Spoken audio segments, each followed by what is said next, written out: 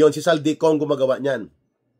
Ayan po ang kanyang papel bilang chief executioner ng pagnanakaw at pandarambong sa ilalim ni Marcos at Romualdez. Ang 1 billion na yan, project yan ni Speaker. Pero mayroon ka dyan, may 50 million ka, kami na mag-implement. So kung ikaw, congressman, hindi ka napapalag kasi hindi ka naman mag-implement at wala ka namang gagawin kundi tumango. Bibigyan ka ng 50 million. Pero ang 1 billion na yon ay wala pa sa kalahati ang i-implement. That means mga 700 million ay nasa kay Saldico at kay Romualdez.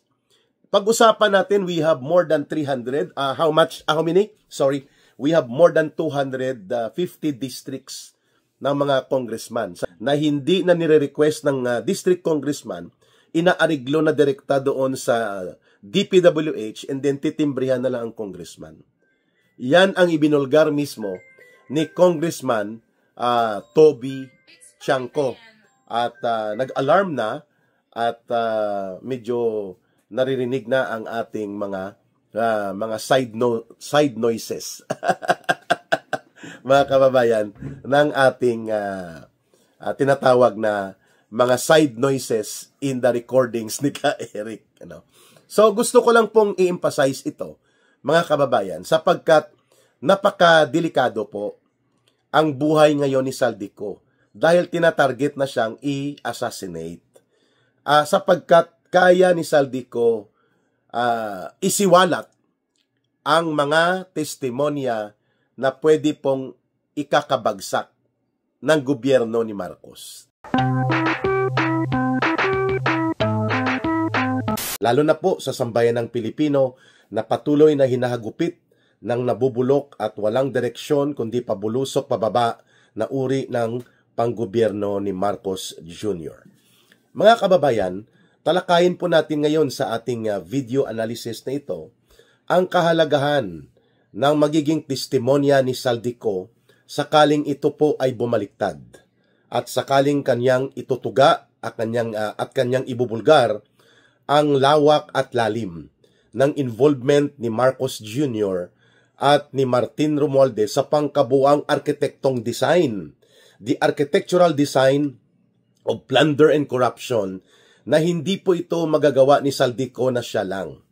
Kaya, on the part of Saldico to protect himself na hindi po siya solong makukulong at mapaparusahan, ay nararapat po na ibulgar niya ang buong operational design at kung paano na ipatupad ang more than 1 trillion pesos na pandarambong at mga pagnanakaw sa flood control projects na ito. Hindi po ito kayang gawin ni Saldico. He is not the president. He is not the speaker of the house. Wala po sa kanya ang otoridad na to para gawin ito. Si Saldico ay executioner, tagapagpatupad, tagapagkatay, tagapag-atado, tagapag-implementar ng buong disenyo kung papaano gagamitin ang pondo ng gobyerno, ang pondo ng mamamayan para kontrolin ang mga loyalty na mga kongresista, mga senador, at pati na po ang mga local officials na ginamitan ng pandarambong. Pinalaganap at ginawang institutionalized ang bureaucratic corruption, lahat ng antas at level at lahat po ng sangay ng gobyerno ay pinayagan na gumawa ng pangungurakot. Sapagkat pagbalik po ng gobyerno na hindi na nagpapatupad ng decisibong pamumuno, kagaya po nito ni Marcos at nila Romualdez na puro na political ambition and puro na personal na interes ng pagpapayaman at pagpapanatili sa poder ang naging direksyon ng ginawa nila, at hindi kagaya ng nakaraang administrasyon ni former President Duterte na may umiiral na fear factor na tinatawag. Dito kay Marcos wala.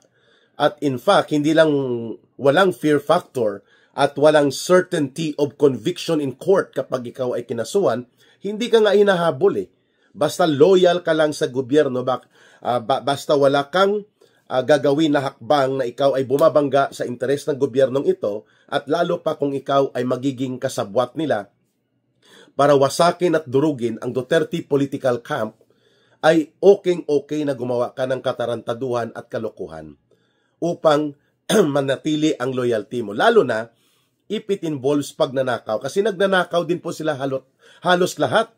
Mga kababayan, halos lahat po sa gobyerno ni Marcos, mula kay Marcos mismo pababa, ay pinayagan ang pagnanakaw. Kung kaya nagkaroon ng isang monster sa pagnanakaw na ang pangalan ay Saldico. Kaya, wala pong hakbang talaga si Marcos Jr. at sila Martin Romualdez at ang buong otoridad ng gobyerno sa ilalim ni Marcos Jr. na habulin at papanagutin sa batas itong si Saldico. That's not the intention of Marcos and Romualdez. Their intention is patakasin si Saldico.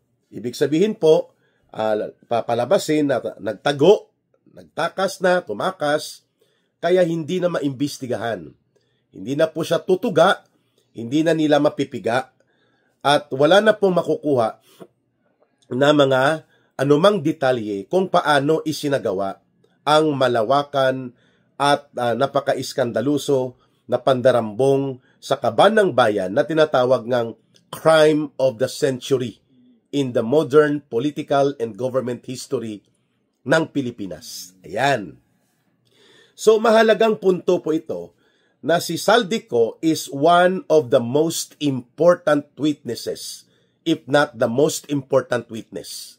Marami pa po ito kasi gang of six yan ang nagme-maintain ng kasindikatuhan, no? Kung paano na ang disenyo ni Marcos at Romualdez na gamitin ang pundo sa panunuhol, pamimili ng artificial loyalty ng mga gobernador, mayors, ng mga local officials, ng mga members of Congress and even ng mga senador na nakinabang sa kanya at sa kanilang disenyo ng mandambong tayo, mandurobo tayo, basta kunwari may project.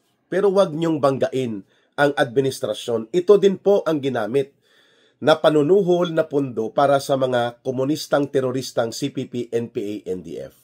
At si Saldico ay ang personally privy na sa mga meetings ng CPP, NPA, NDF, no, na mga operatiba pang-urban, kasama yan si Saldico na itinuro ng isang dating opisyal na kausap ko personally, not under the Duterte or Aquino administration, no? Iba. Itong opisyal na ito, mataas ang inabot niya, naging undersecretary sa dalawang very sensitive agencies of government. Security sector at the same time sa Department of Justice. Ayan, may ideya na kayo ha. Malapit ito sa pamilya Marcos. At nung bata pa siya, no? At ito ay abogado. At ito ang nagsasabi na in 2 meetings na nakapag-attend siya dyan sa safe house na ginagamit nila Martin Romualdez ay nandun si Saldico. At nandun din po ang mga urban operatives na ito ng CPP, NPA, NDF, the likes of Franz Castro, itong sila Brosas, at mayroon pang mga underground individuals o mga leaders na hindi niya ma-identify, na nagmi-meeting sila. I'm talking about October 2024.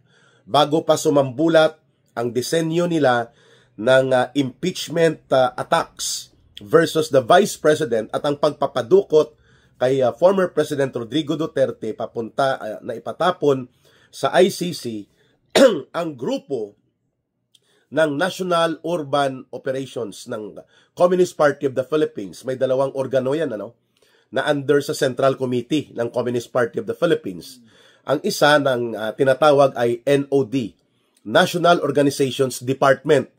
Ito po ang nag-o-organize papunta sa mga basic sector sa urban areas. Sa sektor ng mga manggagawa, urban poor, transport groups, estudyante, kabataan, kababaihan, at mga informal sectors like mga vendors and mga urban poor groups.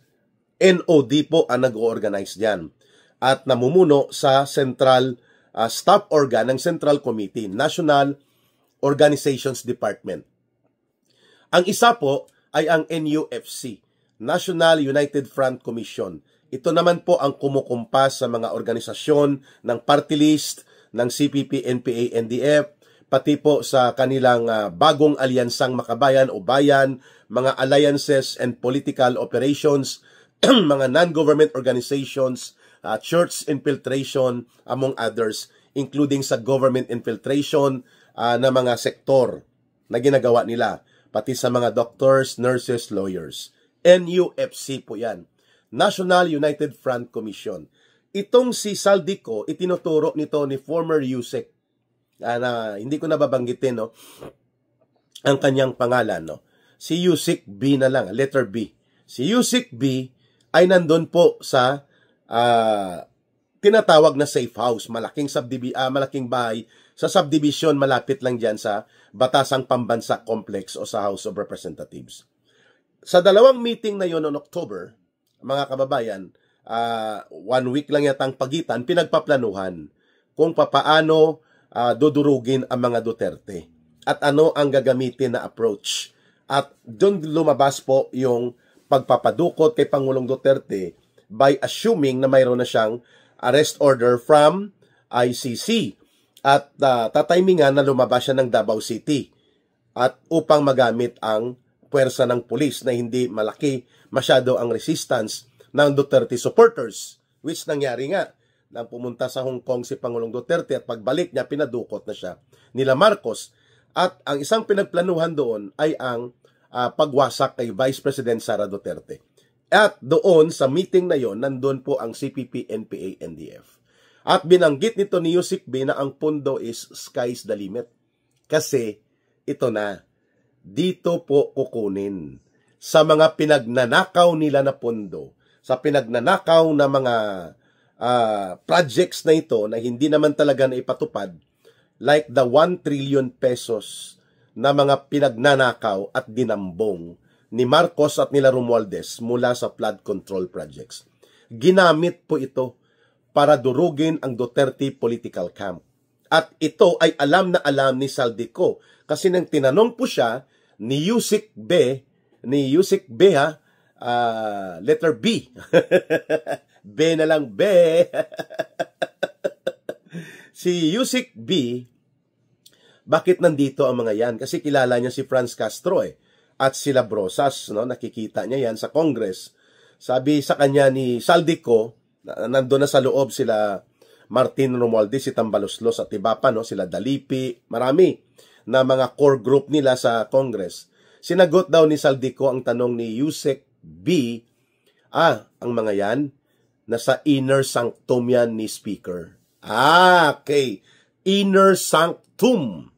Sanctum, ibig sabihin nasa gulugod, nasa pinakasentro ng special operations ni Tambaloslos at nila Marcos, ang CPP, NPA, NDF. No? In fact, nag-offer na ako nito sa security sector that I am very much willing to provide a debriefing or mag-undergo ako ng debriefing. Ibig sabihin po, magpa-interview ako at pag-uusapan namin sa security sector, lalo na po sa National Security Council o kaya sa intelligence service, no, ng gobyerno na katanggap-tanggap din kay Eric upang i-discuss ko po itong mga nangyari na ito. Pero hindi ito pinansin ng gobyerno sa pagkatatamaan dito si Marcos at sila Romualdez. So ito ngayon ay nagpapatotoo kung bakit sky is the limit ang budget para durugin at paluhurin ang Duterte political camp at lalo na ang isinagawang highly organized, well-orchestrated na pagpapadukot kay Pangulong Duterte at iligal na pagpapatapon. Si Marcos po at sila Romualdez ang nagdisenyo nito at si Saldico ang nag-i-execute kung saan kukunin ang mga pundo, paano palusutin, at yun pala ay nanggaling sa pinandambong, pinagdurubuhan at kinulimbat na pundo sa mga tinatawag na flood control projects na ito. Yun! At in fact, ang eroplano na ginamit upang sapilitan na maisakatuparan ang kompletong pagpapadukot at pagpapatapon kay Pangulong Duterte, eroplano na ginagamit ni Marcos sa pagpunta sa mga Mindanao o mga pag-ikot niya pati sa mga Sulu, pati sa Cotabato, ito yung eroplano na nakikita yung sinakyan mismo ni Pangulong Duterte. And according to manong Governor Chavit Singson, kahawig at most likely yun nga ang eroplano ni Martin Romualdez. Ayun, as alleged na binili niya kay Lusyutan sa halagang how much? Tumataginting na mga 500 million pesos. So parang bumibili lang ng lollipop at popcorn kung lumustay at gumastos ng pondo itong mga mandarambong sa pundo ng bayan. Ganon. Ganon po ang nangyari, mga kababayan. Kaya, tuluyan na nilang pinataka si Saldico upang hindi na maimbestigahan. Design kung bakit ang mga involved direkta dito sa tinatawag na inner sanctum ni Romualdez o ang kanyang mga chop-chop boys. No? Bakit chop-chop boys ka, Eric? Kasi sila po nagcha-chop-chop ng pundo. Kaya chop-chop boys, pak-pak-pak-pak. ang kanilang team leader, si Saldico. Ang mga minention dyan na small committee na taga-chop-chop, taga-katay ng budget at kung paano mapalusot itong mga may dalawang termino, no? Sagasa at parking. Pag sinabing sagasa, ilalaglag nila ang proyekto na hindi na coordinated or ang amount of projects.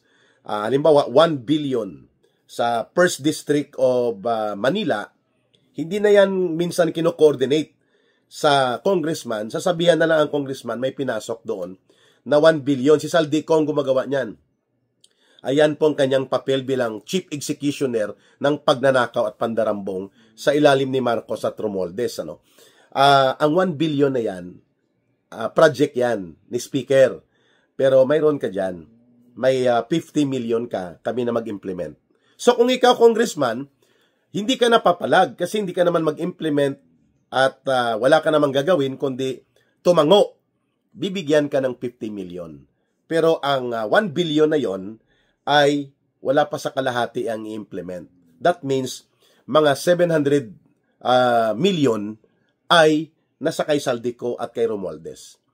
Pag-usapan natin, we have more than 300, how many? Sorry, we have more than 250 districts ng mga congressman sa Pilipinas. Kay Saldico alone, kaya niya magpalusot ng as high, as much as 13.8 billion pesos na hindi na nire-request ng district congressman, inaariglo na direkta doon sa DPWH and then titimbrihan na lang ang congressman. Yan ang ibinulgar mismo ni Congressman Toby Chanco. At nag-alarm na at medyo naririnig na ang ating mga side noises. Mga kababayan, ng ating tinatawag na mga side noises in the recordings ni Ka Eric. So gusto ko lang pong i-emphasize ito, mga kababayan, sapagkat napakadelikado po ang buhay ngayon ni Saldico dahil tinatarget na siyang i-assassinate. Sapagkat kaya ni Saldico isiwalat ang mga testimonya na pwede pong ikakabagsak ng gobyerno ni Marcos. Ayan. Yan po ang katotohanan dyan. At dahil lahat po ng mga kaganapan hinggil sa pandaraya ng pundo na ito, yung tinatawag na sagasa. Sagasa means hindi coordinated, ibinaba at pinalusot sa District Engineering Office at coordinated ito ni Saldico. Ang kanyang kapartner dyan si Congressman Momo na dating nasa DPWH from Surigao ito. Active pa ito niyan ngayon dyan sa Kongreso at hindi pa sumasabog ang pangalan niya. But according to sources, isa sa consultant ni Saldico at ni Romualdez paano ilusot ito gamit ang DPWH itong si Congressman Momo allegedly. At bata-bata din ito ni Romualdez at ni Saldico. Kontraktor din ito at the same time operatiba sa loob ng DPWH dahil matagal ito sa loob ng DPWH, no? Itong si Congressman Momo. Sa pangalan pa lang, matatakot ka na at maiinis. Momo Pag may mga bata noon, naalala ko, nung maliliit pa tayo, tinatakot tayo pag ayaw matulog o ayaw sumunod sa mga nanay o magulang, hala, may mumu. Yan po sa pangalan, palang tarantado na ang implication, Congressman Mumu, na isang matagal na, I think, ASEC or USEC sa DPWH ito, at naging kongresista kontraktor din, taga Surigao. So, itinuturo nila itong taktika ng sagasa. Papasagasain nila doon, walang coordination sa isang district congressman, bubulungan na lang ni Saldico. Kay speaker yan. At mayroon ka dyan. Ayun! Ang isa, parking. Ayun. Pag parking, coordinated yon. Pag parking, sasabihan niya ang congressman ni Saldico at nila Mumo at ng grupo ni Martin Romualdez na papasukan natin ng 10 billion ang area mo, pero ang 1 billion, ikaw mag-implement. Ang 9 billion sa amin yon. Kay speaker yon. Yan. Ang tawag dyan, parking. Hindi mo ni-request sa budget, wala siya sa NEP o National Expenditures Program, pero nailulusot. Yon. Saan nailulusot? Doon po sa small committee amendments na hindi na tinatalakay sa plenary, sa kapulungan. At yan po ay hindi na rin masyadong dinidiscuss sa BICAM. Pag BICAM po, representation ng Senate at ng House of Representatives kasi ang mga senador, mayroon din pong insertions. So quid pro quo. Ibig sabihin ng quid pro quo, may compromise. Sige, pasok kayo dyan, magpapasok din kami. Ang ating nakuha na 2025 budget, ang ipinasok ng Senate, mahigit din po sa mga 100 billion pesos na insertions. Ang sa Congress o sa lower house, mga umaabot sa 380 billion pesos. Kaya po ang insertions sa budget na 2025 na pinirmahan at pinalusot ni Marcos, umaabot ng almost 470 billion pesos, kinatay-katay na yon. Ang naveto lang ni Marcos, according sa data na ni-reveal din po ni former Supreme Court Justice Antonio Carpio, 29 billion lang. Therefore, nasa 450 almost billion pesos ang pinalusot ni Marcos upon advice and upon consent nila ni Romualdez. So, yan po ang katotohanan, nagpalusot din ng Senate. According sa data, mga 100 billion projects din or insertions. Dahil nga campaign period yon. At isa dyan sa namuno sa pagpapalusot, allegedly, ay si Grace Poe. Siya po ang Senate Finance Committee Chairperson. Siya ang counterpart ni Saldico sa House of Representatives Committee on Appropriations. So sila po ang magkatandem. Kaya, itong mga sinasabi na termino na sagasa, ibig sabihin hindi coordinated, pinapalusot, direkta sa mga district projects, sa mga district engineering offices ng DPWH, at titimbrihan na lang later ang kongresista, magugulat siya may pondo, hindi na coordinate, pero pinapalusot dahil sila ay bahagi din sa nakakapagpartida doon sa pangungutong at mga partidahan ng sinisindikato at dinudurubo na budget. Doon sa project na yon. Sagasa ang tawag niyan. Pag hindi coordinated, sagasa is i-run over. Pero pag coordinated at pinagplanuhan na may lulusot dyan na budget sa'yo, ganitong partida natin, ang tawag dyan parking. Ayan. Sinubukan yan gawin ni Saldico at ni Martin Romualdez kay Sara Duterte nang okay pa sila. Hindi pa masyadong sumambulat. At ang pinakamalala, yung ipinilit kay Sara Duterte, according to her own revelations, ni Vice President Sara Duterte, ang 19 billion na parking. Ipaparking nila ang 19 billion on top or kasama sa 5 billion budget na ni-request ng DepEd para sa school buildings constructions. Ayun. Pero ang 19 billion, hindi mag-implement ang DepEd, si Saldico. At ang maiiwan lang, 5 billion. Diyan pumalag si Vice President Sara Duterte. Sobra na ito. Kami ang end users, kami din ang dapat nagpoprograma ng mga school building construction bakit si Speaker Romualdez daw at si Saldico ang magpapatupad at lalagyan nila ng pundo na hindi nakaprograma sa amin. Yan ang tinatawag na parking. Kasi they tried to coordinate with VP Sara Duterte. Ang lahat ng ito ng scheme o mga palusot at maniobra na tinatawag na sagasa at saka parking, kayang ipaliwanag ito ni Saldico lahat.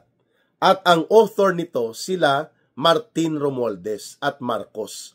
Sapagkat pinropose ito ng small committee na ito at inapurbahan din nila na ipatupad.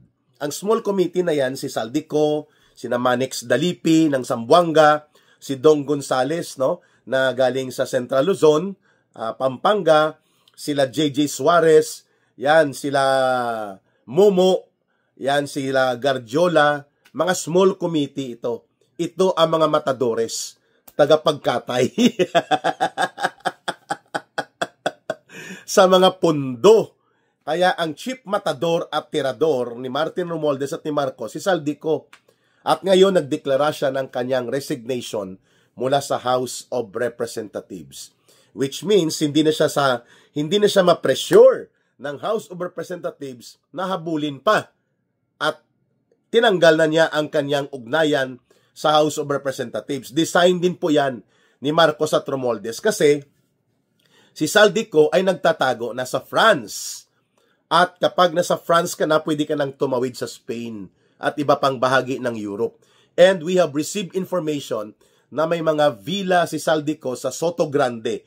It's a very super exclusive club na hindi ka pwede magpatayo dyan at mag-reside kung hindi ka member dyan. Soto Grande is a very high-end, multi-millionaire dollars na uri ng village na may mga villa na mamahalin. At ang isa sa mga itinuturo dyan, si Martin Romualdez at sila Marcos ay may mga villa sa Soto Grande, allegedly.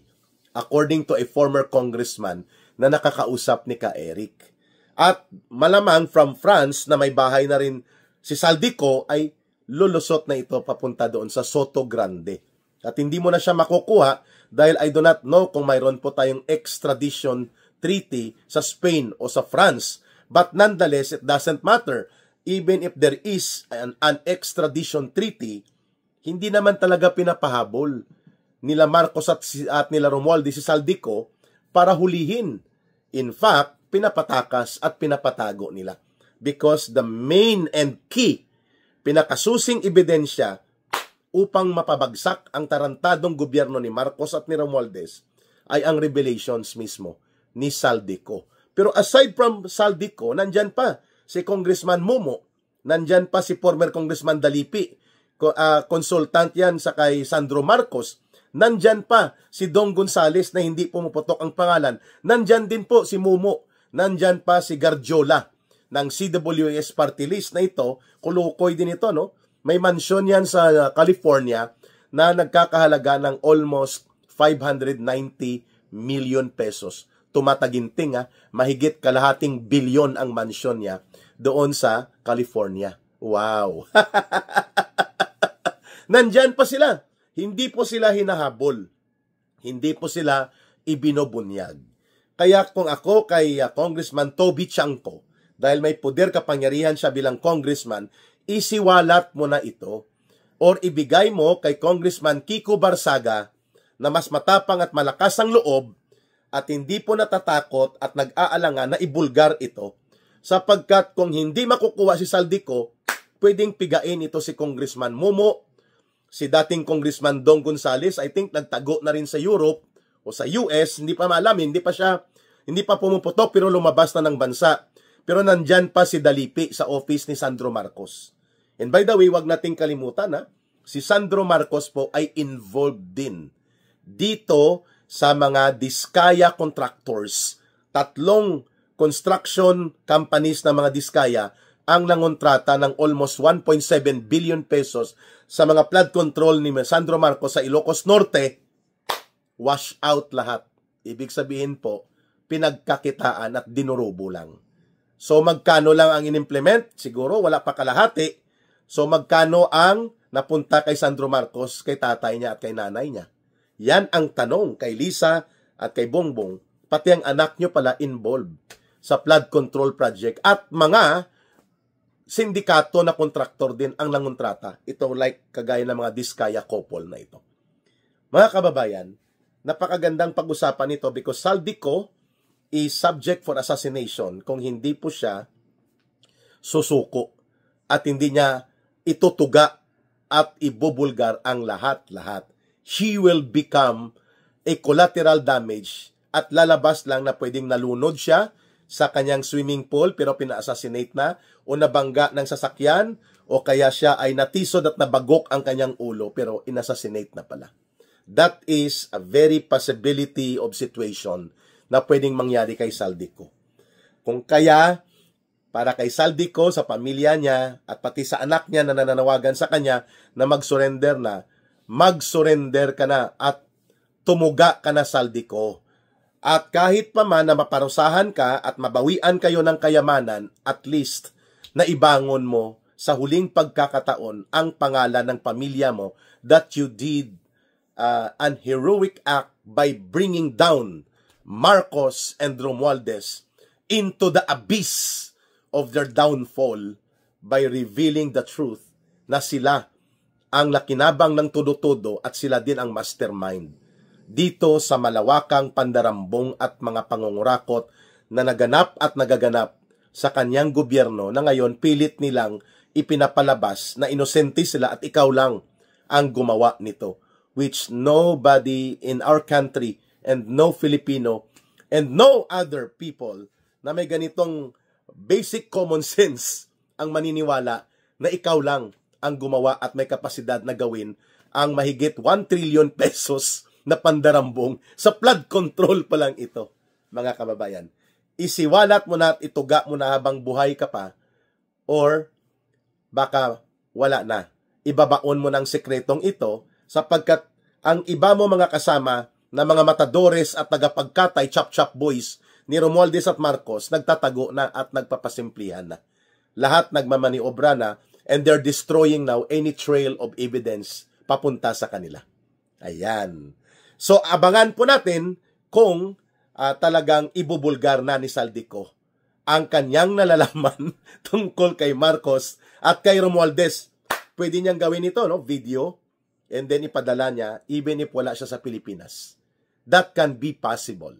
With the technology right now and with social media, he will be protected, no? Kasi pag ibinulgar niya yan, kasama dyan ang kanyang pagsasabi na kung may mangyari man sa akin, sa aking pamilya, walang ibang sisisihin at sisingilin ng mamamayang Pilipino, kundi si Marcos at si Romualdez. Tapos na ang gobyernong ito ni Romualdez at ni Marcos because people are already believing. Ang kulang na lang nila yung trigger situation. The spark. And Saldico can provide that spark. Na pwede pong siya ang magsilbing mitsa para mapabagsak na ang gobyernong ito na puno ng katarantaduhan, kalukuhan, pandarambong at pagnanakaw at nagmamaang-maangan pa at nagkukunwa-kunwarian. Saldico, do the right thing for the last moments of your life. Habang buhay ka pa. Do it. Record a video and send it through social media. Pag in-post mo yan, wala na yan, kalat na yan. Kahit hindi pa nila yan papatulan sa Senate Blue Ribbon Committee o sa kanyang kunwa-kunwari ang ICI na ito o Independent Commission for Infrastructure kunwari, the damage that will eventually put Marcos and Romualdez into the total collapse will come from Saldico. At malamang, ang iba pang mga chop-chop boys at mga small committee group na ito ng gang ni Romualdez, tutuga na rin ito. Mga kababayan, hindi po imposibleng mangyari ito. Na ibubulgar ni Saldico ang lahat ng nalalaman niya upang managot at maparusahan si Marcos at si Romualdez at lahat ng mga naging kasabwat nila. At babawiin ng mamamayang Pilipino ang dinurubo at kinulimbat at kinurakot nilang mga pundo at kayamanan. Mangyayari yan, baka hipuin ng Panginoong may kapal ang natitira pang nalalabing ilang pulgadang konsyensya na lamang sa pagkatao ni Saldico. Anything can happen when God makes miracle, it will come. So si Saldico, pwede pong siya ang gagamitin para magkaroon ng katarungan at hustisya sa ating bayan sa ilalim ng mapangwasak, mandarambong at kontra mamamayang Pilipinong sumulpot na gobyerno ni Marcos at nila Romualdez. Huwag po kayong makalimot. Don't forget, like, share, and promote our videos sa Ka Eric Celis YouTube channel. At ang ating upload and video analysis, 1 in the morning and 1 in the afternoon. Bantayan po ninyo. And then pagdating ng alas 9:15 ng gabi, kasama nyo po si Ka Eric sa Talakayang Bayan at Balita with Ka Eric. 9:15 Philippine Standard Time. Live stream naman po yan. Simultaneous joint live stream sa Ka Eric Jeff Celis Facebook account at sa Ka Eric Celis YouTube channel. Maraming salamat po sa inyong pagsuporta at pagsubaybay, pag-promote at pagpapalakas ng ating channel at mga views at ng ating subscribers. Malaking tulong at malaking utang na loob ko po yan sa inyo mga kababayan. Sa lahat po ng gustong tumulong sa ating Bangon Sambayanan People's Movement, sa mga community meetings and organizing na ginagawa po ng ating mga volunteers at mga kasamahan po ni Ka Eric, you can send your support sa kailangging sa number line na 0916 308-7710. 0916-308-7710. Yan po ay GCash line at the same time line of coordination para sa Bangon Sambayanan kay Rohilda Celis. Mahalin natin ang bansang Pilipinas, walang ibang magmamahal nito, kundi tayo ring mga Pilipino. Para sa Diyos at sa Pilipinas nating mahal, maraming salamat. God bless everyone, and may Allah will be with those who are Muslim brothers and sisters. Bye for now. Ito po si Ka Eric. Mabuhay ang sambayanang Pilipino.